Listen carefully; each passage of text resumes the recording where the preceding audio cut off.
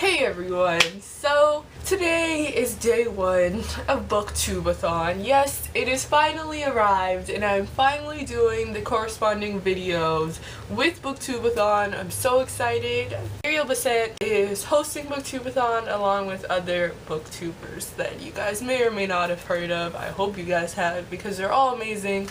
But today I'm going to be talking about a billion different things, so let's just get right into it. So day one is pick your 3 favorite books that Booktube pressured you into reading. So I have my 3 favorites. This one I'm gonna go with Anna and the French Kiss by Stephanie Perkins. Everyone on Booktube talks about it. It's so wonderful. So Anna and the French Kiss is about this girl and she goes and studies abroad in France her senior year of high school, and it's basically all about her journey into making new friends and still trying to communicate with the old friends that she's had for all her life, and I love it. I love it. Then we have Throne of Glass by Sarah J. Maas. This is the first book in a relatively new series. The third one is coming out year and there's gonna be about 6 of them, so I won't feel left out. This is the only one that I'm getting in paperback. The rest I'm gonna get in their beautiful hardcover glory. I can't get this one in hardcover because the cover doesn't match and I don't like not matching covers.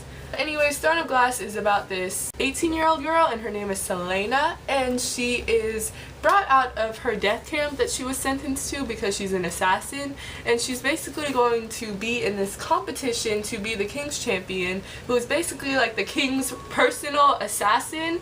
And it's basically like her journey. The entire competition takes place in this book, which is really wonderful because there's a lot of groundwork that has been into this book. And since there's going to be 6 books, there's a lot to tell, and I'm super excited. I love where this is going. It says that 2 men love her, the whole land fears her, only she can save them all. It's so good. The love triangle isn't what you would think it is in this book. It's just getting laid out for you, so it's not strong, but I can see where it's going and it's going to be wonderful. Then we have The Darkest Minds by Alexandra Bracken. I remember when this book first came out, and I really just kind of walked right past it because this cover is dull. I can't think much of it, but I started seeing it on more booktuber shelves and favorites videos and stuff like that.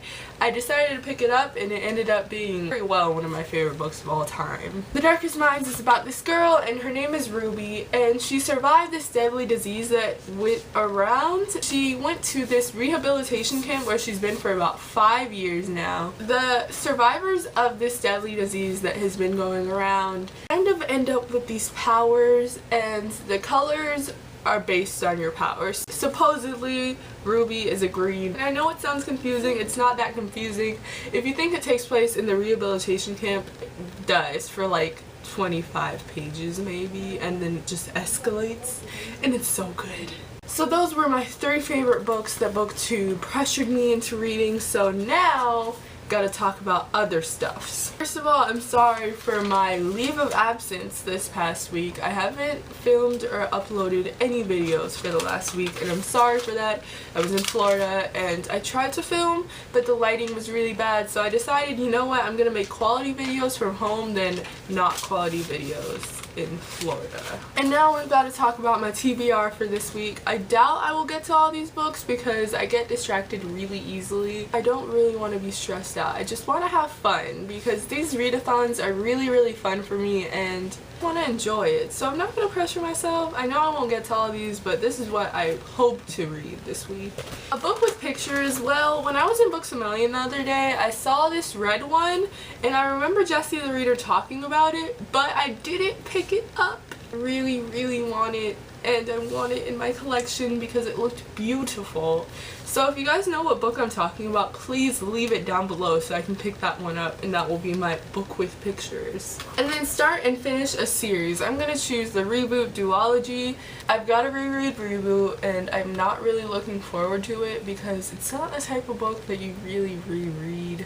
And then I have to pick up Rebel because I still haven't picked it up. Then Reboot also counts for the book with the red cover. And then we have books someone else picks out for you. My sister randomly picked up Blood Promise, which is the 4th book in the Vampire Academy series, so I'm going to be rereading that.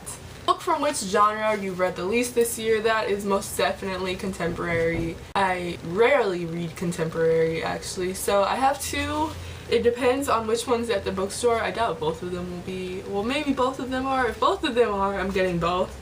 Either Amy and Roger's Epic Detour or Biggest Flirts. And Biggest Flirts is part of a series or something. I don't know. I know that it's a sequel. There's sequels to it. So that's exciting. For book to movie adaptation, I'm going to be reading The Hunger Games and then watching the movie on Netflix. And just in case I, for some odd reason, finish all 6 books that I have The Unbecoming of Mara Dyer just for fun, just for the 7th book on my TBR list here. Boom. That is, wait, no, I have more to talk about.